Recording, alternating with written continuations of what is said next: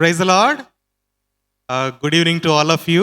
Welcome back to Inductive Bible Study. Inductive Bible ಸ್ಟಡಿಗೆ ನಿಮ್ಮೆಲ್ಲರನ್ನು ಸ್ವಾಗತಿಸ್ತೇವೆ. And so happy to see you all. ನಿಮ್ಮೆಲ್ಲರನ್ನು ನೋಡಲು ತುಂಬಾ ಸಂತೋಷವಾಗ್ತದೆ. All right. Actually, today's topic is effective preaching.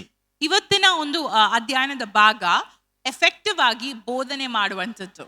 Okay. So our brothers and sisters, all of you, you made your applications, interpretation and everything for Book of Philemon, right?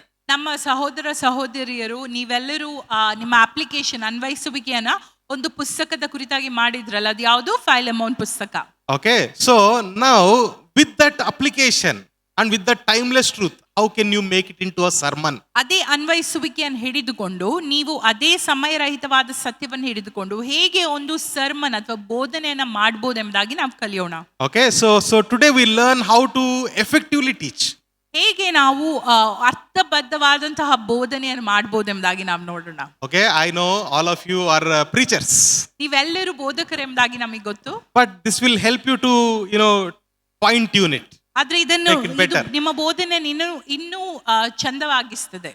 I want to give you 4 simple steps, basic steps. 4 ಒಂದು ಹಂತಗಳನ್ನ, basic ಹಂತಗಳನ್ನ ನಾನು ನಿಮಗೆ ಹೇಳ್ತೇನೆ. To prepare very nice sermon. ಒಂದು ಉತ್ತಮವಾದಂತಹ ಬೋಧನೆಯನ್ನ ಸೃಷ್ಟಿಸಲು. The sermon that people will remember. ಈ ಒಂದು ನಾನು ಹೇಳುತ್ತಿರುವಂತಹ ಬೋಧನೆ, ಈ ಒಂದು ಸ್ಟೆಪ್ಸ್ ಅನ್ನು ನೀವು ಹಿಂಬಾಲಿಸಿದ್ರೆ ಜನರು ಇದನ್ನ ನೆನಪಿನಲ್ಲಿ ಇಟ್ಕೊಳ್ತಾರೆ. Okay, they will remember, like the way they remember something that's very beautiful. ತುಂಬಾ ಒಂದು ಅಮೂಲ್ಯವಾದಂತ ಸುಂದರವಾದಂತನು ಅವರು ನೆನಪಿಸಿದ ರೀತಿಯಲ್ಲಿ ನಿಮ್ಮ ಬೋಧನೆಯನ್ನ ಜ್ಞಾಪಕದಲ್ಲಿ ಇಟ್ಕೊಳ್ತಾರೆ. Okay, after this I am also give you some tips. ಇದಾದ್ಮೇಲೆ ಒಂದು ಕೆಲವು ಟಿಪ್ಸ್ ಅನ್ನ ನಿಮಗೆ ಕೊಡ್ತೇನೆ. Okay, but we'll finish soon today. Okay, don't worry. ಈಗ ನಾವು ಮುಗಿಸಲಿದ್ದೇವೆ. Praise the Lord. Praise the Lord. So the first thing after doing this Bible study, ಈ ಸತ್ಯವೇದದ ಅಧ್ಯಯನ ಮಾಡಿದ ಮೇಲೆ ಮೊದಲನೆಯ ಹೆಜ್ಜೆ, okay, remember, no preaching before doing the Bible study. You do your study first. Amen. Bible study ಮಾಡೋಕ್ಕಿಂತ ಮುಂಚೆ ಬೋಧನೆ ಇಲ್ಲ. ನೀವು ಮೊದಲು ನಿಮ್ಮ ಪರ್ಸನಲ್ ಬೈಬಲ್ ಸ್ಟಡಿ ಮಾಡಲೇಬೇಕು. Okay, so your relationship with the Word of God and the Holy Spirit is very important. ನಿಮ್ಮ ಪವಿತ್ರಾತ್ಮನ ಜೊತೆಗಿನ ಸಂಬಂಧ, ದೇವರ ವಾಕ್ಯದ ಜೊತೆಗಿನ ಸಂಬಂಧ ತುಂಬಾ ಇಂಪಾರ್ಟೆಂಟ್ ಆಗಿದೆ, ಪ್ರಮುಖವಾಗಿದೆ. So after the Bible study, ಸತ್ಯವೇದ ಅಧ್ಯಯನ ನೀವು ಮಾಡಿದ ಮೇಲೆ now let's try to make some creative sermon. ಕೆಲವು ಸೃಜನಾತ್ಮಕವಾದಂತಹ ಸ್ಟೆಪ್ಸ್ ಅನ್ನ ಸರ್ಮನ್ ಅನ್ನ ಮಾಡೋಣ. Okay, the first step is to create interest. ಮೊದಲನೇದ ಹಂತ ಒಂದು ಆಸಕ್ತಿಯನ್ನ ಸೃಷ್ಟಿಸುವಂತದ್ದು. This is the first step for you when you are preaching. ಈ ಬೋಧನೆ ಮಾಡುವಾಗ ಇದೇ ಮೊದಲನೇ ಸ್ಟೆಪ್ ಆಗಿದೆ. Okay, usually when we start we keep on talking something, right? ನಾವು ಬೋಧನೆ ಶುರು ಮಾಡಿದಾಗ ಏನೆಲ್ಲೋ ಮಾತಾಡ್ತಾ ಇರ್ತೀವಲ್ಲ, but our ending will be very beautiful. ಆದ್ರೆ ನಮ್ಮ ಕೊನೆ ಎಂಡಿಂಗ್ ತುಂಬಾ ಸುಂದರವಾಗಿರ್ತದೆ. Usually the beginning won't be that beautiful. ಸ್ವಲ್ಪ ಸ್ಟಾರ್ಟಿಂಗ್ ಮಾಡುವಾಗ ಸ್ವಲ್ಪ ನಮಗೆ ಟ್ರಬಲ್ ಆಗ್ತದೆ. So let's change little bit. ನಾವು ಸ್ವಲ್ಪ ಬದಲಾವಣೆ ಮಾಡೋಣ. Let's make everything beautiful from beginning till the end. ಸುಂದರವಾಗಿ ಮಾಡೋಣ, ಮೊದಲಿಂದ ಎಂಡ್ ವರೆಗೆ. So in English there is a word called hook. ಕನ್ನಡದಲ್ಲಿ ಏನು ತೆಲುಗುలో ಗ್ಯಾಲಂ ಅಂತಾರೆ కదా. ಹುಕ್, ಕೊಕ್ಕೆ right, ಎಂಬ ಒಂದು ವಾಕ್ಯವಿದೆ. How do you catch fish? ನೀವು ಮೀನನ್ನ ಹೇಗೆ ಹಿಡಿತೀರಿ? You put worm to the kokke and you throw it into the water and the fish will be attracted to it and catch it, right? ಅದಕ್ಕೊಂದು ಹುಳನ ಕೊಕ್ಕೆಗೆ ಹಾಕಿ ಅದನ್ನ ನೀವೇ ಎಸಿತೀರಾ ನೀರಿಗೆ, ಗಾಳ ಹಾಕಿ ಎಸಿತೀರಾ, ಮತ್ತೆ ಆ ಮೀನಿಗೆ ತುಂಬಾ ಆಸೆ ಬಂದು ಅದು ಸಿಕ್ಕೊಳ್ತದೆ. Okay, so this step is called hook. ಇದ ಒಂದು ಕ್ರಿಯೇಟಿಂಗ್ ಇಂಟ್ರೆಸ್ಟ್ ಸ್ಟೆಪ್ ಅನ್ನ ನಾವು ಕೊಕ್ಕೆ ಎಂಬುದಾಗಿ ಹೇಳ್ತೇವೆ. Okay, so you are the fishers of men, right? ನೀವು ಜನರನ್ನ ಹಿಡಿಯುವ ಬೆಸ್ತಗಾರರು, right? Praise the Lord.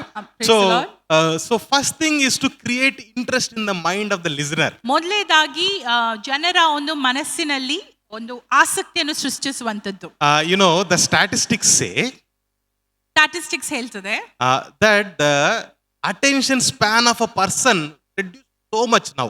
ಈಗ ಮನುಷ್ಯನ ಒಂದು ನಿಯಂತ್ರಣ ಶಕ್ತಿ ತುಂಬಾ ಕಮ್ಮಿ ಆಗ್ತಾ ಇದೆ. Okay, now attention span of person is only 5 seconds.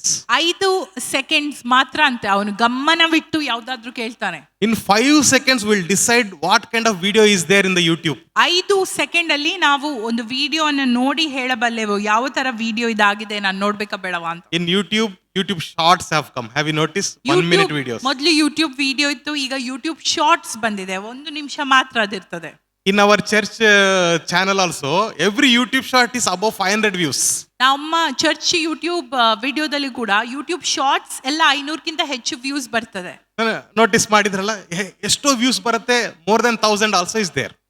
Okay, the reason is that attention span is very less for the people. ಇದರ ಒಂದು ಕಾರಣ ಏನೆಂದಾಗ ಹೇಳಿದ್ರೆ ಮನುಷ್ಯನ ಒಂದು ಅಟೆನ್ಷನ್ ಸ್ಪ್ಯಾನ್, ಒಂದು ಗ್ರಹಿಸುವಂತ ಕಾನ್ಸಂಟ್ರೇಷನ್ ಪವರ್ ಅದು ಅಷ್ಟು ಕಮ್ಮಿ ಆಗ್ತಾ ಹೋಗ್ತಾ ಇದೆ. So with in 5 seconds we are deciding I want this or I don't want it. 5 second ಒಳಗೆ ನಾವು ಡಿಸೈಡ್ ಮಾಡ್ತೀವಿ ಇದು ನಂಗೆ ಬೇಕಾ ಬೇಡವಾ ಅಂತ. Okay, so even in the physical gathering like this, it's same. ಆದುದರಿಂದ ನಾವು ಹೀಗೆ ಸೇರ್ಪಡೆ ಆಗುವಾಗ ಕೂಡ ಇದೇ ರೀತಿಯಾದ ಸಂದರ್ಭ Okay, ಸನ್ನಿವೇಶ ಬರ್ತದೆ. one advantage you have when in the physical gathering, ಒಂದು ನಾವು ಹೀಗೆ ಸಭೆಯಾಗಿ ಸೇರಿದಾಗ ಒಂದು ಅಡ್ವಾಂಟೇಜ್ ಇದೆ. even if it is boring in the beginning, nobody will go away, they can't go. Boring ಇದ್ರೆ ಸ್ವಲ್ಪ ಇಂಟ್ರೆಸ್ಟಿಂಗ್ ಇಲ್ಲ ಸರ್ಮನ್ ಆದ್ರೆ ಸಹ ನಿಮ್ಗೆ ಯಾರಿಗೂ ಹೋಗ್ಲಿಕ್ಕೆ ಆಗುದಿಲ್ಲ ಸ್ಥಳದಿಂದ. But if you can make it creative, a ಆದ್ರೆ little bit ನೀವು ಅದನ್ನ- attractive the beginning itself. ಆದ್ರೆ ನೀವು ಅದನ್ನ ಒಂದು ಕ್ರಿಯೇಟಿವ್ ಸೃಜನಶೀಲತೆಯಿಂದ ಆಸಕ್ತಿ ಬರುವಾಗೆ ಮಾಡಿದ್ರೆ Okay, and ಮೊದಲಿನಿಂದ it is like a hook, they will be with you throughout the sermon. ಅದು ಒಂದು ಕೊಕ್ಕೆಯ ರೀತಿಯಲ್ಲಿ ಆಗಿರುತ್ತದೆ. ಅವರು ನಿಮ್ಮ ಜೊತೆ ಫುಲ್ ಸರ್ಮನ್ ಹೊರಗೆ ಇರ್ತಾರೆ. Okay, so in this step, what you have to do is you have to present the problem. ಈ ಒಂದು ಹಂತದಲ್ಲಿ ನೀವೇನ್ ಮಾಡ್ಬೇಕಾಗಿದೆ, ಸಮಸ್ಯೆಯನ್ನು first ಮುಂದಿಡಬೇಕಾಗಿದೆ. Okay, you have to present the problem. ಸಮಸ್ಯೆಯನ್ನು ಮುಂದಿಡಬೇಕಾಗಿದೆ. Okay, for example, ಉದಾಹರಣೆಗೆ we all meditated, did inductive Bible study for book of Philemon. ನಾವೆಲ್ಲರೂ ಆ ಇಂಡಕ್ಟಿವ್ ಬೈಬಲ್ ಸ್ಟಡಿ ಮಾಡಿದ್ವಿ ಫೈಲೆಮೋನ್ ಪುಸ್ತಕಕ್ಕೆ. So Philemon verse 15 to 18, it is talking about reconciliation. ಫೈಲೆಮೋನ್ 15ರಿಂದ 18 ಅದು ಪುನರ್ಸ್ಥಾಪಿಸುವಿಕೆಯ ಕುರಿತಾಗಿ ಹೇಳ್ತಾ ಇದೆ. Okay, that means uniting Onesimus with Philemon. ಒನಸಿಮಸ್ ಅನ್ನು ಫೈಲೆಮೋನನ ಜೊತೆಗೆ ಹೇಗೆ ನಾವು ಒಗ್ಗೂಡಿಸಬೇಕು ಎಂಬುದಾಗಿ ಪೌಲನು ಬರೆಯುತ್ತಾ So the ಇದ್ದಾನೆ. message is simple, it is about forgiveness. ತುಂಬಾ ಸುಲಭವಾದಂತಹ ಒಂದು ಮೆಸೇಜ್, ಅದು ಕ್ಷಮಿಸುವಿಕೆಯ ಕುರಿತಾಗಿ ನಮಗೆ ತಿಳಿಸುತ್ತದೆ. And taking Onesimus as a brother. ಒನೆಸಿಮಸ್ ಅನ್ನು ವಾಪಸ್ ನಿನ್ನ ಸಹೋದರನಾಗಿ ತೆಗೆದುಕೋ ಎಂಬ ಒಂದು Message- ತಾತ್ಪರ್ಯ. Message is very simple. ತುಂಬಾ ಸುಲಭವಾದಂತಹ ಒಂದು message. But how do you present the problem? ಆದ್ರೆ ನೀವು ಸಮಸ್ಯೆಯನ್ನ ಹೇಗೆ ಅಲ್ಲಿ ಇದ್ದಂತ ಸಮಸ್ಯೆಯನ್ನ ಹೇಗೆ You ಬಯಲ್ಪಡಿಸಬಹುದು? can start with saying, today I want to share with you a sermon about restoring the marriages. You can say that, this message is about reuniting marriages. ಮುರಿದು ಹೋದಂತಹ ಮದ್ವೆಗಳನ್ನ ಸರಿ ಮಾಡುವಂತದ್ದು ಈ ಒಂದು ಬೋಧನೆಯ. This will help you reunite the friendships. ಇದು ಮುರಿದು ಹೋದಂತಹ ಒಂದು ಸಂಬಂಧಗಳನ್ನ ಹೇಗೆ ಒಗ್ಗೂಡಿಸುವುದೆಂಬುದಾಗಿ ಕಲಿಸಿಕೊಡುತ್ತದೆ. This will help you make your church stronger. ಇದು ನಿಮ್ಮ ಸಭೆಯನ್ನ ಸ್ಥಿರವಾಗಿರಿಸಲು ಹೆಲ್ಪ್ ಆಗುತ್ತದೆ. This will help others to see Jesus in you. ಇದು ಯೇಸು ಸ್ವಾಮಿಯನ್ನು ನಿಮ್ಮಲ್ಲಿ ನೋಡಲು ಕೂಡ ಜನರಿಗೆ ಸಹಾಯ ಮಾಡುತ್ತದೆ ಎಂಬುದಾಗಿ. When you start with such a line, ಈ ರೀತಿಯಾದಂತಹ ಲೈನ್ಗಳ ಜೊತೆ ನೀವು ಇದನ್ನ ಶುರು ಮಾಡಿದ್ರೆ ನಿಮ್ಮ ಬೋಧನೆಯನ್ನ, it creates a curiosity in the person. ಜನರಿಗೆ ಆಸಕ್ತಿ ಉಂಟಾಗ್ತದೆ. Because everybody has problem in their relationship. ಯಾಕೆ ಎಲ್ಲರ ಒಂದು ಜೀವಿತ ಸಂಬಂಧಗಳಲ್ಲಿ ಸಮಸ್ಯೆಗಳು ಇವೆ. Okay, so when you start with saying this will help you to reunite, ನೀವು ಹೇಳಿದಾಗ ಇದು ನಿಮ್ಮನ್ನು ಮತ್ತೆ ಒಗ್ಗೂಡಿಸ್ಲಿಕ್ಕೆ ಸಹಾಯವಾಗ್ತದೆ ಎಂಬುದಾಗಿ, okay, then it will capture the mind of the person. ಅದು ಒಂದು ಜನರ ಒಂದು ಮನಸ್ಥಿತಿಯನ್ನ capture ಮಾಡ್ಕೊಳ್ತದೆ. So that means that's what is called as presenting the problem. ಅದೇ ಸಮಸ್ಯೆಯನ್ನ ಎದುರಿಡುವಂತದ್ದು ಆಗಿದೆ. Okay, so presenting the problem, right? And presenting conflict, ಜಗಳಗಳು ಅಥವಾ ನಮಗೆ ವ್ಯತಿರೇಕವಾಗಿ ಏನಿದೆ ಅದರ ಕುರಿತಾಗಿ ವಿವಾದಗಳನ್ನ ಮುಂದಿಡುವಂತದ್ದು. Okay, see, if you take any story, ಯಾವ್ದಾದ್ರು ಕಥೆಯನ್ನ ತೆಗೆದುಕೊಳ್ಳುವುದಾದ್ರೆ, there will be hero, there will be villain. ಅಲ್ಲಿ ಒಂದು ಹೀರೋ ಇರ್ತಾರೆ, ವಿಲನ್ ಕೂಡ ಇರ್ತಾರೆ. Okay, there will be conflict. ಅವರ ಮಧ್ಯದಲ್ಲಿ ಜಗಳ ಇರ್ತದೆ. So this conflict is the one is making the story interesting. ಈ ಒಂದು ಅವರ ಮಧ್ಯದಲ್ಲಿ ಇರುವಂತಹ ಒಂದು ಜಗಳವೇ ಅದು ಸ್ಟೋರಿಯನ್ನ ಒಂದು ಇಂಟ್ರೆಸ್ಟ್ ಕ್ರಿಯೇಟ್ ಮಾಡ್ತದೆ ನಮಗೆ. Okay, ಮೆಸೇಜ್ ಅಲ್ಲಿ ಒಂದು ಮಾತಿನಲ್ಲಿ ಹೇಳ್ಬೋದು, ಎಲ್ಲರೂ ಎಲ್ಲರನ್ನ ಕ್ಷಮಿಸಿರಿ, ಚೆನ್ನಾಗಿರ್ತೀರಿ, ಅಷ್ಟೇ ಮೆಸೇಜ್ ಅಲ್ವಾ? But that is not sufficient for a listener. ಅದು ಮಾತ್ರ ಹೇಳಿದ್ರೆ ಅದು ನಮ್ಮ ವೀಕ್ಷಕರಿಗೆ ಅದು ಸಾಕಾಗೋದಿಲ್ಲ. Okay, you have to make them eat the food properly. ಅವರು ಆಹಾರವನ್ನು ಸರಿಯಾಗಿ ತಿನ್ನುವಂತೆ ನೀವು ಮಾಡಬೇಕಾಗಿದೆ. Okay, see, I can bring all the ingredients for biryani and keep here. ಬಿರಿಯಾನಿಗೆ ಬೇಕಾದ ಎಲ್ಲ ಸಾಮಗ್ರಿಗಳನ್ನು ತಂದು ನಾನು ಇಲ್ಲಿ ಇಡ್ಬೋದು. Can you eat? ನೀವು ತಿನ್ಬೋದಾ? We can't eat. ನಮಗೆ ತಿನ್ಲಿಕ್ಕೆ We ಆಗುದಿಲ್ಲ. have to prepare.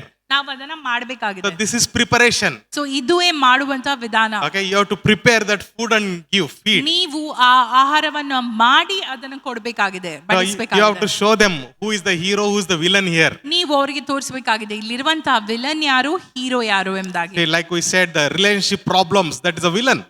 ನಾವ್ ಹೇಳಿದ್ವಿ ಅಲ್ಲ, ಈಗ ಒಂದು ಸಂಬಂಧಗಳಲ್ಲಿ ಇರುವಂತಹ ಒಂದು ಸಮಸ್ಯೆ ಅದು ವಿಲನ್ ಆಗಿದೆ. Okay, and there's a hero called Jesus Christ. ಯೇಸು ಸ್ವಾಮಿ ಎಂಬ ಒಂದು ಹೀರೋ ಇದ್ದಾರೆ. And how he can deliver us. ಅವರು ಹೇಗೆ ನಮ್ಮನ್ನ ಬಿಡುಗಡೆಗೊಳಿಸಲಿಕ್ಕೆ ಸಾಧ್ಯ. So this is called as presenting the conflict. ಇದೇ ಒಂದು ಗೊಂದಲಗಳನ್ನ ಪ್ರದರ್ಶಿಸುವಂತದ್ದಾಗಿದೆ. Okay, so you have to show the people that this message that I'm going to share is going to touch the needs of everyone.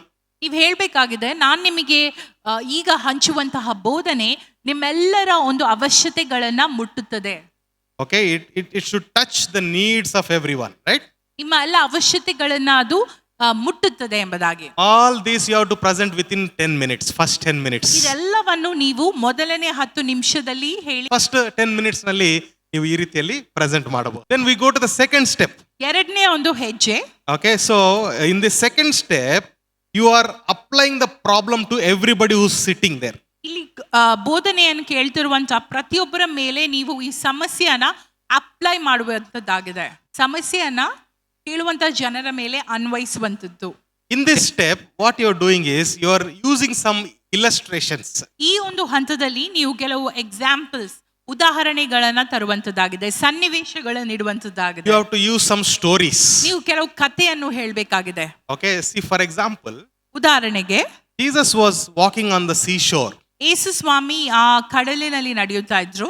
and he saw some people preparing salt there, salt. ಅಲ್ಲಿ ಕೆಲವು ಜನರು ಉಪ್ಪನ್ನ ಮಾಡುತ್ತಿರುವುದನ್ನ ಯೇಸು ನೋಡಿದ್ರು. What they do is they dig a hole and they put the water there and they wait for it to dry. ಅಲ್ಲಿ ಅವರೊಂದು ಇದ್ ಮಾಡ್ತಾರೆ, ಏನೊಂದು ಒಂದು ಗುಂಡಿ ಮಾಡ್ತಾರೆ, ಗುಂಡಿ ತೋಡಿ ಅದ್ ನೀರ್ ತುಂಬ್ಲಿಕ್ಕೆ ಕಾಯ್ತಾರೆ, ಆಮೇಲೆ ಅದು ಡ್ರೈ ಆಗುವವರೆಗೆ ಕಾಯ್ತಾರೆ. So they prepare the salt, purify the salt. ಅವರು ಉಪ್ಪನ್ನ ಆ ರೀತಿ ಒಂದೊಂದು ಪದ್ಧತಿಯಲ್ಲಿ ಮಾಡಿ ಅದನ್ನ ಶುದ್ಧೀಕರಿಸ್ತಾರೆ. You know, he used that to tell the people or disciples that you are like this salt of this earth. ಆ ಒಂದು ಇಲ್ಲಸ್ಟ್ರೇಷನ್ ಅನ್ನ ಯೂಸ್ ಮಾಡಿ ನೀವೇ ಈ ಲೋಕಕ್ಕೆ ಒಂದು ಉಪ್ಪಾಗಿದ್ದೀರಾ ಎಂಬುದಾಗಿ ಹೇಳ್ತಾ ಇದ್ದಾರೆ. Praise the Lord. So you are the salt of the earth. ನೀವು ಈ ಲೋಕಕ್ಕೆ ಉಪ್ಪಾಗಿದ್ದೀರಾ ಎಂಬುದಾಗಿ ದೇವರು ಯೇಸು ಸ್ವಾಮಿ ಹೇಳ್ತಾ ಇದ್ರು. From where he got that story? From where he got that story? ಅವರಿಗೆ ಎಲ್ಲಿಂದ ಆ ಕತೆ ಬಂತು? Why he was using some example of salt? ಯಾಕೆ ಉಪ್ಪಿನ ಒಂದು ಉದಾಹರಣೆ ಯೂಸ್ ಮಾಡ್ತಿದ್ರು? There he is trying to explain that salt is a preservative. ಅವ್ರು ಹೇಳ್ತಾ ಇದ್ರು ಉಪ್ಪು ಒಂದು ಪ್ರಿಸರ್ವ್ ಮಾಡ್ತದೆ, ಯಾವ್ದಾದ್ರು ಕಾಪಾಡ್ತದೆ, ಯಾವ್ದಾದ್ರು ಒಂದು ವಸ್ತು ಹಾಳಾಗದ ರೀತಿಯಲ್ಲಿ. Okay, so and also it adds taste. ಅದು ಒಂದು ಆಹಾರಕ್ಕೆ ರುಚಿ ಕೂಡ ತರ್ತದೆ. Praise the Lord. And he is using that example that he has seen in front of him. ಆತನು ಕಣ್ಣಲ್ಲಿ ನೋಡಿದಂತ ಒಂದು ಉದಾಹರಣೆಯನ್ನ ಆತನು ಬೋಧನೆಗೆ ಉಪಯೋಗಿಸ್ತಾನೆ. So in this story, ಈ ಒಂದು ಕಥೆಯಲ್ಲಿ you have to apply this problem to the everybody who's gathered. ನೀವು ಇಲ್ಲಿ ಜನರು ಸೇರಿ ಬಂದಿರುವವರಿಗೆ ಎಲ್ಲರಿಗೂ ಈ ಒಂದು ಸಮಸ್ಯೆಯನ್ನ ಅನ್ವಯಿಸಬೇಕಾಗಿದೆ. Andre everybody should understand that there is a need for a solution for this. ಅಂದ್ರೆ ಎಲ್ಲರಿಗೆ ಅರ್ಥ ಆಗ್ಬೇಕಾಗಿದೆ, ಒಂದು ಸಮಸ್ಯೆ ಇದೆ, ಅದಕ್ಕೊಂದು ನಮಗೆ ಒಂದು ಉಪಾಯ ಬೇಕಾಗಿದೆ ಎಂಬುದಾಗಿ. Okay, ಸೊಲ್ಯೂಷನ್ ಬೇಕಾಗಿದೆ. So for that you use some stories. ಅದಕ್ಕೋಸ್ಕರ ಕೆಲವು ಕಥೆಗಳನ್ನ ನಾವು ಉಪಯೋಗಿಸಬೇಕಾಗಿದೆ. That's why Jesus every time he teached he used parables. ಆದುದರಿಂದ ಯೇಸು ಸ್ವಾಮಿ ಯಾವಾಗೆಲ್ಲ ಬೋಧನೆ ಮಾಡಿದ್ರು ಅವರು ಸಾಮ್ಯಗಳ ಮೂಲಕ ಬೋಧನೆ ಮಾಡಿದ್ರು. And people asked, his disciples asked, why you are speaking in the parables? Why you are not revealing the secrets? You are telling only us. ಶಿಷ್ಯರು ಹೇಳ್ತಾ ಇದ್ರು, ಯಾಕೆ ಸಾಮ್ಯ ಮೂಲಕವಾಗಿ ಯಾವಾಗ್ಲೂ ಮಾತಾಡ್ತಿದ್ದೀರಾ, ರಹಸ್ಯಗಳನ್ನು ನಮಗೆ ಮಾತ್ರ ಬಯಲ್ಪಡಿಸ್ತಾ ಇದ್ದೀರಾ ಎಂಬುದಾಗಿ. He says that they don't have the heart to understand it now.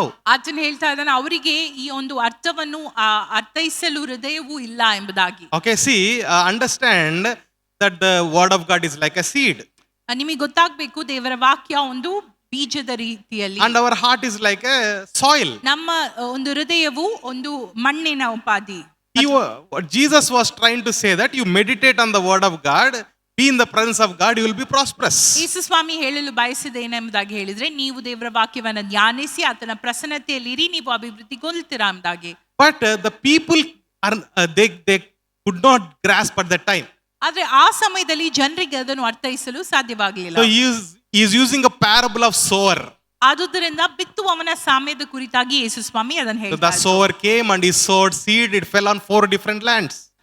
ಬಿತ್ತುವವ ಬಂದ, ಅವನು ಬೀಜ ಬಿತ್ತಲು ಪ್ರಾರಂಭಿಸಿದ, ಅದು 4 ಸ್ಥಳಗಳಲ್ಲಿ 4 ನೆಲದಲ್ಲಿ ಬಿತ್ತು And ಎಂಬುದಾಗಿ. only the right soil bore 30 folds, 60 folds, ಸರಿಯಾದಂತ- 100 folds of fruit.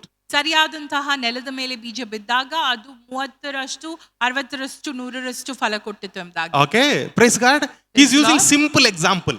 ಒಂದು ಸುಲಭವಾದಂತಹ ಉದಾಹರಣೆಗಳನ್ನ ದೇವರು ಯೇಸು ಸ್ವಾಮಿ ಯೂಸ್ ಮಾಡಿದ್ರು. Okay, use simple examples to apply the problem to the people. ಜನರ ಒಂದು ಸಮಸ್ಯೆಗಳನ್ನ ಅವರಿಗೆ ತಿಳಿಸಲು ನೀವು ಸಿಂಪಲ್ ಆದಂತಹ ಉದಾಹರಣೆ ಇಲಾಸ್ಟ್ರೇಷನ್ಸ್ ಅನ್ನ ಯೂಸ್ ಮಾಡಬೇಕಾಗಿದೆ. Okay, and we'll go to the third step. Third ಮೂರನೆಯ one. ಹಂತ, In the third step, you are pointing them to the hero. Here, you are in these 2 steps, you are telling who's the villain. ಈ ಒಂದು ಮೊದಲನೇ ಮತ್ತು ಎರಡನೇ step ಅಲ್ಲಿ ನೀವು villain ಯಾರೆಂಬುದಾಗಿ ಹೇಳ್ತಾ ಇದ್ದೀರಾ.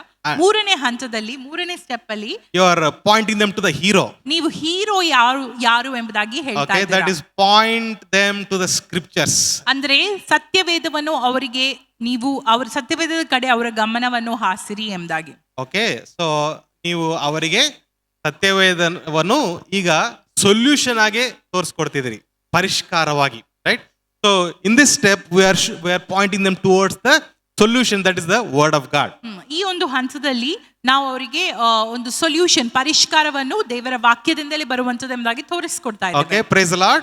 Praise the Lord. For you to show this solution, ನೀವು ಪರಿಷ್ಕಾರ ತೋರಿಸಬೇಕಾಗಿದ್ರೆ you have to do the Bible study. ನೀವು ಸತ್ಯವೇದ ಅಧ್ಯಯನ ಮಾಡಬೇಕಾಗಿದೆ. Okay, you have to do the Bible study. Come to this application, ನೀವು ಅಪ್ಲಿಕೇಶನ್ಗೆ ಬರಬೇಕಾಗಿದೆ ಈ ಹಂತದಲ್ಲಿ. and that application only you are showing here. ಅಲ್ಲಿ ಅನ್ವಯಿಸುವಿಕೆ ನಿಮಗೆ ಏನ್ ಸಿಕ್ಕಿತೋ ಅದನ್ನೇ ನೀವು ಇಲ್ಲಿ ಈ ಒಂದು ಮೂರನೇ ಹಂತದಲ್ಲಿ ತೋರಿಸುವಂತದ್ದಾಗಿದೆ. Without studying Bible, how you will show this? ಸತ್ಯವೇದವನ್ನ ನೀವು ಧ್ಯಾನಿಸದೆ ಹೋದ್ರೆ ಇದನ್ನ ಹೇಗೆ ನೀವು ತೋರಿಸಲು You can't ಸಾಧ್ಯ? show this. You have to copy from somewhere. ನಿಮಗೆ ಇದನ್ನು ತೋರಿಸಲು ಸಾಧ್ಯವಿಲ್ಲ. ಅಧ್ಯಯನ ಮಾಡದೆ ನೀವು ಎಲ್ಲಿಂದಾದ್ರೂ ಕಾಪಿ ಮಾಡಬೇಕಾಗಿದೆ. Okay, you have to take some other sermons and you have to present. ಬೇರೆಯವರ ಒಂದು ಸರ್ಮನ್ಸ್ ಬೋಧನೆ ತೆಗೆದು ನೀವು ಮಾಡಬೇಕಾಗಿದೆ ಬೋಧನೆಗಳನ್ನು. Okay, so this is the main idea, the main reason why we are preaching. ಆದುದರಿಂದ ಇದೇ ಒಂದು ಮೇನ್ ಪೂರ್ವ ಉದ್ದೇಶವಾಗಿದೆ, ಮೂಲ ಉದ್ದೇಶವಾಗಿದೆ ನಾವು ಯಾಕೆ ಬೋಧನೆ ಮಾಡ್ತಿದ್ದೇವೆ ಎಂಬುದಾಗಿ. So while presenting this, make sure that you already did the Bible study. ನೀವು ಇದನ್ನ ಹೇಳೋದಕ್ಕಿಂತ ಮುಂಚೆ ನೀವು ಸತ್ಯವೇದ ಅಧ್ಯಯನವನ್ನು ಸಂಪೂರ್ಣವಾಗಿ ಮುಗಿಸಿದರೆ ಎಂಬುದಾಗಿ ಖಚಿತವಾಗಿ ನೀವು ಹೇಳಬೇಕಾಗಿದೆ. In this step, you can use supporting scriptures. ಈ ಒಂದು ಹಂತದಲ್ಲಿ ನೀವು ಸತ್ಯವೇದ ಅಧ್ಯಯನದಿಂದ ವಚನಗಳನ್ನ ತೆಗಿಬಹುದಾಗಿದೆ. Okay, ನೀವು ಹೇಳುವಂತ ಮೆಸೇಜ್ಗೆ ಸಪೋರ್ಟಿವ್ ಆಗಿ ಇರುವಂತ ಬೇರೆ ವಚನಗಳನ್ನು ಕೂಡ ತೆಗೆದು ಇಲ್ಲಿ ನೀವು ಪ್ರೆಸೆಂಟ್ ಮಾಡಬಹುದು. ಉದಾಹರಣೆಗೆ, for example, here we are talking about forgiveness in the Philemon, right? ಫೈಲಮೋನ್ ಪುಸ್ತಕದಲ್ಲಿ ನಾವು ಕ್ಷಮಿಸುವಿಕೆಯ ಕುರಿತಾಗಿ ಮಾತನಾಡ್ತಾ ಇದ್ದೇವೆ. You can take an example of how Jesus forgave the sinner when she she completely surrendered her life to Jesus Christ. ಯೇಸು ಸ್ವಾಮಿ ಹೇಗೆ ಒಂದು ಪಾಪಿಯನ್ನು ಸಂಪೂರ್ಣವಾಗಿ ಕ್ಷಮಿಸಿದ್ರು, ಆಕೆ ಸಂಪೂರ್ಣವಾಗಿ ಯೇಸು ಸ್ವಾಮಿಗೆ ಒಪ್ಪಿಸಿಕೊಟ್ಟಾಗ ಎಂಬುದಾಗಿ ನಾವು Or ನೋಡ್ಬೋದು. you can use the example of that prostitute whom Jesus said, your sins are remembered no more. ಒಂದು ವ್ಯಭಿಚಾರಿಣಿಯ ಒಂದು ಕಥೆಯನ್ನು ಕೂಡ ನಾವು ನೋಡ್ಬೋದು. ನಿನ್ನ ಪಾಪಗಳು ಕ್ಷಮಿಸಲ್ಪಟ್ಟಿದೆ, ನಿನ್ನ ಪಾಪಗಳನ್ನು ನಾನು ಜ್ಞಾಪಕಕ್ಕೆ ತರುವುದಿಲ್ಲ ಎಂಬುದಾಗಿ ಹೇಳಿದ ವಚನ. Tell them that we ourselves are not worthy of forgiveness. ನಾವು ಶಾರೀರಿಕವಾಗಿ ಆ ಒಂದು ಕ್ಷಮಿಸುವಿಕೆಗೆ ಯೋಗ್ಯರಲ್ಲ ಎಂಬುದಾಗಿ ನೀವು ಹೇಳ್ಬೋದಾಗಿದೆ. But he has forgiven us. ಆದ್ರೆ ಆತನು ನನ್ನನ್ನು ಕ್ಷಮಿಸಿರುತ್ತಾನೆ. And he made us his own. ಆತನು ನಮ್ಮನ್ನು ತನ್ನ ಸ್ವಂತವಾಗಿ ಮಾಡಿದ್ದಾನೆ. Praise the Lord. So when you explain like this, ಈ ರೀತಿಯಾಗಿ ನೀವು ಅವರಿಗೆ ಇದನ್ನ ಎಕ್ಸ್ಪ್ಲೇನ್ ಮಾಡಿದಾಗ you can use different scriptures and try to present the main idea. ನೀವು ಹಲವಾರು ವಚನಗಳನ್ನ ಉಪಯೋಗಿಸಿ ಈ ಒಂದು ಮೂಲ ಉದ್ದೇಶವೇನೋ ಅದನ್ನ ಹೇಳ್ಬೋದಾಗಿದೆ. Okay, praise God. So actually this main idea you already got where from your Bible study. ನೀವು ಈ ಒಂದು ಮೇನ್ ಐಡಿಯಾ ನಿಮಗೆ ಆಲ್ರೆಡಿ ನಿಮ್ಮ ಬೈಬಲ್ ಸ್ಟಡಿ ಅನ್ವಯಿಸುವಿಕೆಯಿಂದ ದೊರಕಿದೆ already. So this is called as a backward drawing or backward tracing. ಇದು ಹಿಂದೆ ಇಂದ ಹೋಗುವಂತ ಒಂದು ಚಿತ್ರೀಕರಣ ಎಂಬುದಾಗಿ ಹೇಳ್ಬೋದು. ಓಕೆ, ಅಂದ್ರೆ ಈ ಸ್ಟೆಪ್ ನಿಮ್ಗೆ ಮೊದಲೇ ಗೊತ್ತುಂಟು, ಹಂಗಾಗಿ ಇದನ್ನು ನೀವು ಇಲ್ಲಿಂದ ಪ್ರಿಪೇರ್ ಮಾಡ್ತೀರಿ. ಅಂದ್ರೆ ಈ ಒಂದು ಮೂರನೇ ಹಂತಕ್ಕೆ ನೀವು ಆಲ್ರೆಡಿ ಅಧ್ಯಯನದಲ್ಲಿ ಮಾಡಿ ತಿಳಿದಿದ್ದೀರಾ ಅನ್ವಯಿಸುವಿಕೆ. ಸೊ ಈ ಒಂದು ಆಧಾರವಿಟ್ಕೊಂಡು ನೀವು ಎರಡನೇ ಮತ್ತು ಮೊದಲನೇ ಹಂತವನ್ನು ಕಟ್ಟುವಂತದ್ದಾಗಿದೆ. Okay, praise God. Praise the Lord. And the last step, ಕೊನೆಯ ಅಂಶ, that is ಕೊನೆಯ ಹಂತ, to inspire people to take action. ಜನರು ಒಂದು ತೀರ್ಪು ಅಥವಾ ಒಂದು ಕಾರ್ಯ ಮಾಡುವ ಹಾಗೆ ಪ್ರೇರೇಪಿಸುವಂತದ್ದಾಗಿದೆ. Inspire to action. Okay, Act. all right. So you have to inspire the people to take action. That is the last step. ಇಲ್ಲಿ ಜನರನ್ನ ನೀವು ಒಂದು ಕಾರ್ಯವನ್ನು ಸಾಧಿಸಬೇಕಾಗಿ ಅವರನ್ನು ಪ್ರೇರೇಪಿಸಬೇಕಾಗಿದೆ. If they don't take any action, ಅವರು ಯಾವುದಾದ್ರೂ ಒಂದು ಕಾರ್ಯ ಮಾಡದೆ ಹೋದಲ್ಲಿ it's like listening to a nice story. ಒಂದು ಒಳ್ಳೆಯ ಕಥೆಯನ್ನು ಕೇಳಿದ ಉಪಾಧಿಯಲ್ಲಿ ಇರ್ತದೆ. They have to apply in their life, ಅವರ practice it, right? ಜೀವಿತದಲ್ಲಿ ಅದು ಅವರು ಕಾರ್ಯರೂಪಕ್ಕೆ ತರಬೇಕಾಗಿದೆ, ಅನ್ವಯಿಸಬೇಕಾಗಿದೆ. Praise God. Praise the Lord. So you inspire the people to take action in their life. So ಜನರು ತಮ್ಮ ಜೀವಿತದಲ್ಲಿ ಕಾರ್ಯರೂಪಕ್ಕೆ ಯಾವುದನ್ನಾದ್ರೂ ತರಲಿಕ್ಕೆ ಒಂದು ಅವರಿಗೆ ಒಂದು ಉದ್ದೇಶ ಇರಬೇಕಾಗಿದೆ. So in this step, you tell the people, God is standing for you. Can you also stand with ಈ God? ಒಂದು ಹಂತದಲ್ಲಿ ನೀವು ಜನರಿಗೆ ಹೇಳ್ಬೇಕಾಗಿದೆ, ದೇವರು ನಿಮ್ಗೋಸ್ಕರ ನಿಂತಿದ್ದಾನೆ, ನೀವು ಅವರಿಗೋಸ್ಕರ ನಿಲ್ಲಬಲ್ಲಿರಾ ಎಂಬುದಾಗಿ. Okay, ದೇವರು ನಿಮಗೋಸ್ಕರ ದೃಢವಾಗಿ ನಿಂತುಕೊಂಡಿದ್ದಾರೆ, ನೀವು ಕೂಡ ಅವ್ರ ಜೊತೆ ನಿಲ್ಲಬಹುದಾ ಎಂಬುದಾಗಿ ಒಂದು ಪ್ರಶ್ನೆ, right? It is called as challenging the people. ಅದೇ ಜನರಿಗೆ ಸವಾಲನ್ನು ಹಾಕುವಂತದ್ದಾಗಿದೆ. Okay, you have to challenge the people in this step. ನೀವು ಆ ಜನರಿಗೆ ಈ ಒಂದು ಹಂತದಲ್ಲಿ ಸವಾಲುಗಳನ್ನ ಹಾಕಬೇಕಾಗಿದೆ. Okay, if you do so, ನೀವು ಈ ರೀತಿಯಾಗಿ ಮಾಡಿದ್ರೆ it will inspire the people to take some action in their life. ಜನರು ತಮ್ಮ ಜೀವಿತದಲ್ಲಿ ನಿಜವಾದ ಕಾರ್ಯಗಳನ್ನ ಸಾಧಿಸಬಹುದಾಗಿದೆ. In this also we can use some compelling stories or testimonies. ಈ ಒಂದು ಭಾಗದಲ್ಲಿ ಕೂಡ ನಾವು ಕೆಲವು ಸಾಕ್ಷಿ ಅಥವಾ ಮೋಟಿವೇಟ್ ಮಾಡುವಂತಹ ಒಂದು ಸನ್ನಿವೇಶಗಳನ್ನ ಯೂಸ್ ಮಾಡಬಹುದು. Okay, so we can use some stories that can reveal about the people who applied this in their life. ಇದನ್ನ ಅವರ ಜೀವಿತದಲ್ಲಿ ಅಳವಡಿಸಿ ಅವರ ಜೀವಿತದಲ್ಲಿ ಏನಾಯ್ತು ಎಂಬ ಒಂದು ಕಥೆಗಳನ್ನ ನಾವು ಜನರ ಮಧ್ಯದಲ್ಲಿ ಹಂಚಬಹುದಾಗಿದೆ. Praise the Lord. Praise the See, Lord. these are the 4 simple steps ಇದು 4 ಸುಲಭವಾದಂತಹ ಹಂತಗಳಾಗಿದೆ to prepare a very beautiful sermon. ಒಂದು ಸುಂದರವಾದಂತಹ ಬೋಧನೆಯನ್ನ ಪ್ರಿಪೇರ್ ಮಾಡಲು. Okay, the first thing is to create interest in the mind of the person. ಮೊದಲನೆಯ ಹಂತ ಜನರ ಒಂದು ಹೃದಯದಲ್ಲಿ ಆಸಕ್ತಿಯನ್ನು ಹುಟ್ಟಿಸುವಂತದ್ದು. Okay, in this what you are presenting the problem. ಇಲ್ಲಿ ನೀವೇನ್ ಮಾಡಬೇಕಾಗಿದೆ, ಸಮಸ್ಯೆಗಳನ್ನ ಬಯಲ್ಪಡಿಸಬೇಕಾಗಿದೆ, ತೋರಿಸಬೇಕಾಗಿದೆ. Okay, and you are explaining that there is a need for everyone. ಇಲ್ಲಿ ಎಲ್ಲರಿಗೆ ಈ ಒಂದು ಸಮಸ್ಯೆ ಇದೆ, ಇಲ್ಲಿ ಒಂದು ಸೊಲ್ಯೂಷನ್ ಬೇಕಾಗಿದೆ ಎಂಬುದಾಗಿ ನಾವು ಹೇಳಿಕೊಡುವಂತದ್ದು. Okay, you try to touch some needs of the people that are present over there. You know your congregation, the need that they have. Try to touch their needs. ಜನರಿಗೆ ಕೆಲವು ಬಯಕೆಗಳಿರುತ್ತದೆ, ಕೆಲವು ಅವಶ್ಯಕತೆಗಳಿರುತ್ತದೆ, ಆ ಅವಶ್ಯಗಳನ್ನು ಮುಟ್ಟುವಂತದ್ದಾಗಿದೆ. Okay, and then apply the problem to the people means you are using certain stories to explain them that there is a conflict in your life and there is God who can deliver you. ಮತ್ತು ಎರಡನೇ ಹಂತ ನೀವು ಹೇಳಬೇಕಾಗಿದೆ ಜನರಿಗೆ, ಒಂದು ಸಮಸ್ಯೆ ನಿಮ್ಮ ಜೀವಿತದಲ್ಲಿದೆ, ಗೊಂದಲಗಳಿದೆ, ಅದಕ್ಕೆ ಸೊಲ್ಯೂಷನ್ ದೇವರಾಗಿದ್ದಾರೆ ಎಂಬುದಾಗಿ. Okay, praise God. And then you point to the scriptures. ಮೂರನೇದಾಗಿ ನೀವು ಸ್ಕ್ರಿಪ್ಚರ್ ಅಥವಾ ವಚನ ಭಾಗಕ್ಕೆ ಅವರ ಗಮನವನ್ನು ಹಾಸಬೇಕಾಗಿದೆ. Okay, and the last thing is to inspire for action. ನಾಲ್ಕನೇದಾಗಿ ಅವರನ್ನ ನೀವು ಕಾರ್ಯವನ್ನು ಸಾಧಿಸಲು ಪ್ರೇರೇಪಿಸಬೇಕಾಗಿದೆ. Okay, is this easy or difficult? ಇದು ಸುಲಭವಾ ಕಷ್ಟವಾ? Very easy ಅಲ್ಲ? Very easy. ಒಂದು ಸಣ್ಣ ಪ್ರಾಕ್ಟೀಸ್ ಮಾಡೋಣ. ಒಂದು ಚಿಕ್ಕ ಒಂದು ಪ್ರಾಕ್ಟೀಸ್ ಮಾಡುವ. ಎಲ್ಲರೂ ದಯವಿಟ್ಟು ಫೈಲಮೋನ್ 15 to 18 ಓದಿರಿ. ಎಲ್ಲರೂ ಫೈಲಮೋನ್ 15ರಿಂದ 18 ಓದಿರಿ.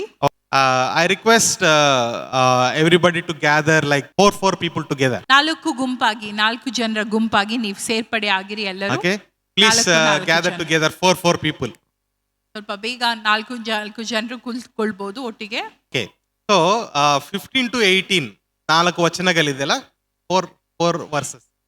4 verses ನ ಎಲ್ಲರೂ ಓದಿರಿ. ಸ್ವಲ್ಪ ಸಮಯ ಈ ವರ್ಸಸ್ ನ ಓದಿ ಮತ್ತೆ ಈ 4 ಸ್ಟೆಪ್ಸ್ ನ ಬರೀಲಿಕ್ಕೆ ಪ್ರಯತ್ನ ಮಾಡಿ.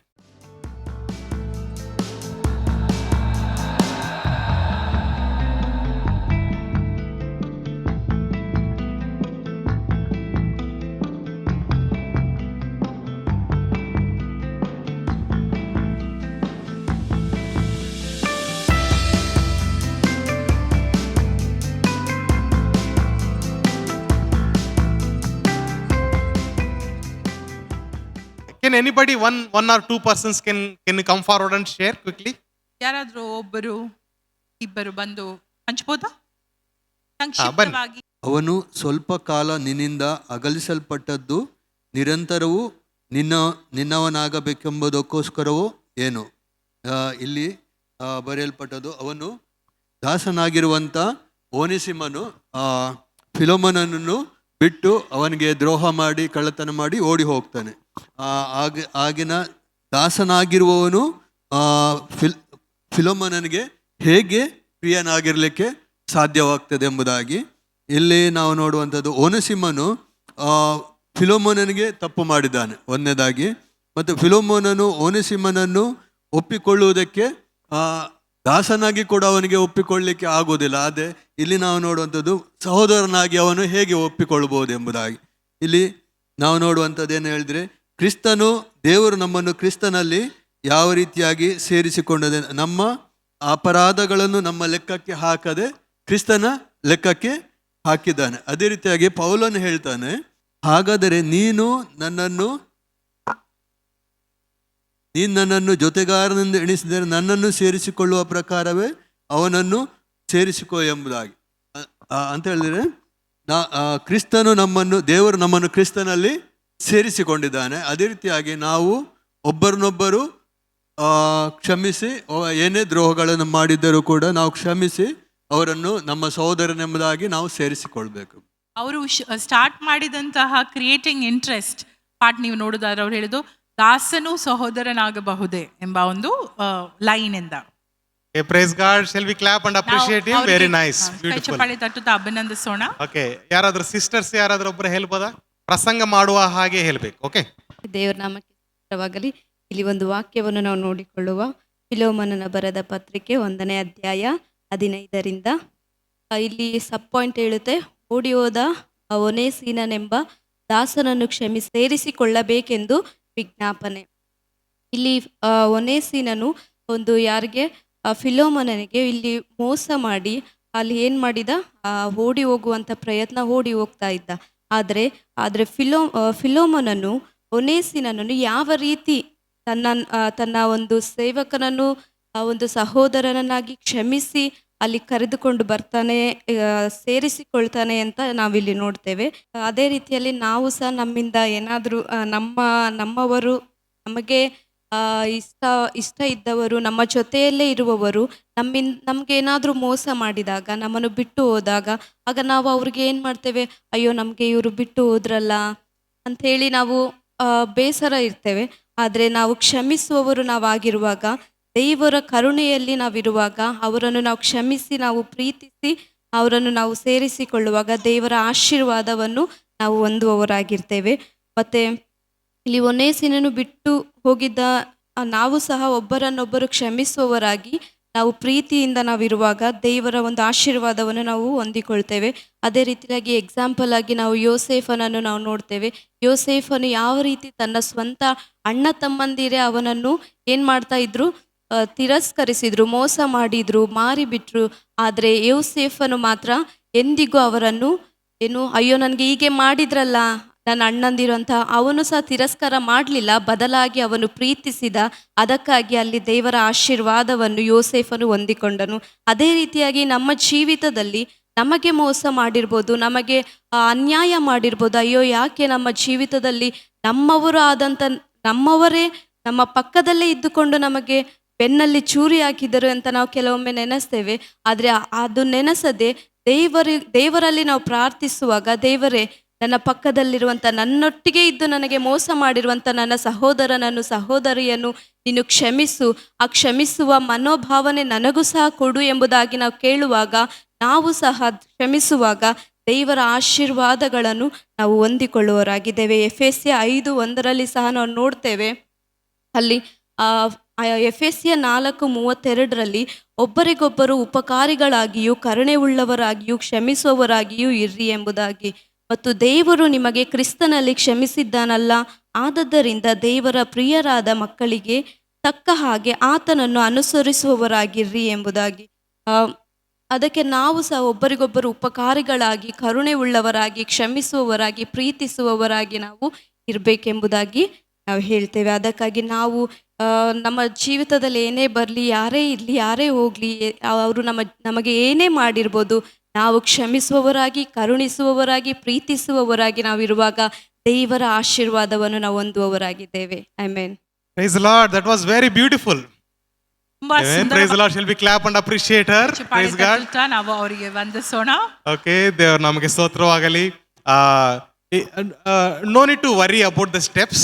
ಈ ಒಂದು ಹಂತಗಳ ಕುರಿತಾಗಿ ನೀವು ಹೆಚ್ಚು ಆಲೋಚನೆ ಮಾಡಬೇಡ್ರಿ. Okay, in the next class also we'll discuss some more in detail. ಇನ್ನೂ ಹೆಚ್ಚಾಗಿ ಆಳವಾಗಿ ನಾವು ಬರುವ ಕ್ಲಾಸಲ್ಲಿ ಸಹ ಇದನ್ನು ಡಿಸ್ಕಸ್ ಮಾಡ್ತೇವೆ. One question for you. ನಿಮಗೆ ಎಲ್ಲರಿಗೂ ಒಂದು ಪ್ರಶ್ನೆ. Why don't you turn to neighbor and ask them who is Onesimus in your life? ನಿಮ್ಮ ಜೀವಿತದಲ್ಲಿ ಒನೆಸಿಮಸ್ ಅನ್ನು ಯಾರು ಎಂಬುದಾಗಿ ನಿಮ್ಮ ಪಕ್ಕದವರ ಹತ್ರ ಕೇಳಿರಿ. ನಿಮ್ಮ ಜೀವಿತದಲ್ಲಿರುವ ಒನೆಸಿಮಸ್ ಅನ್ನು ಯಾರು? ಅವರ ಕಣ್ಣಲ್ಲಿ ನೋಡಿ ಅವರ ಹತ್ರ ಒಂದು ಪ್ರಶ್ನೆ ಕೇಳ್ತೀರಾ, ನಿಮ್ಮ ಜೀವನದಲ್ಲಿ ಇರುವ ಒನೇಸಿಮಸ್ನ ಇವತ್ತು ಕ್ಷಮಿಸಿರಿ. ಅವರ ನೀವು ಕಣ್ಣಲ್ಲಿ ನೋಡಿ ಹೇಳ್ಬೇಕು. ಕ್ಷಮಿಸಿದ್ದೀರಾ ಎಂಬುದಾಗಿ ಕೇಳಿ. ನಿಮ್ಮ ಪಕ್ಕದವರ ಕಣ್ಣಲ್ಲಿ ನೋಡಿ ಹೇಳಿ, ನಿಮ್ಮ ಜೀವನದಲ್ಲಿ ಇರುವಂತ ಒನೇಸಿಮಸ್ನ ಇವತ್ತು ಕ್ಷಮಿಸಿರಿ. ನಿಮ್ಮ ಜೀವಿತದಲ್ಲಿರುವ ಒನೆಸಿಮಸ್ ಅನ್ನು ಇವತ್ತು ಕ್ಷಮಿಸಿರಿ ಎಂಬುದಾಗಿ ಅವರ ಕಣ್ಣನ್ನ ನೋಡಿ ಹೇಳಿರಿ.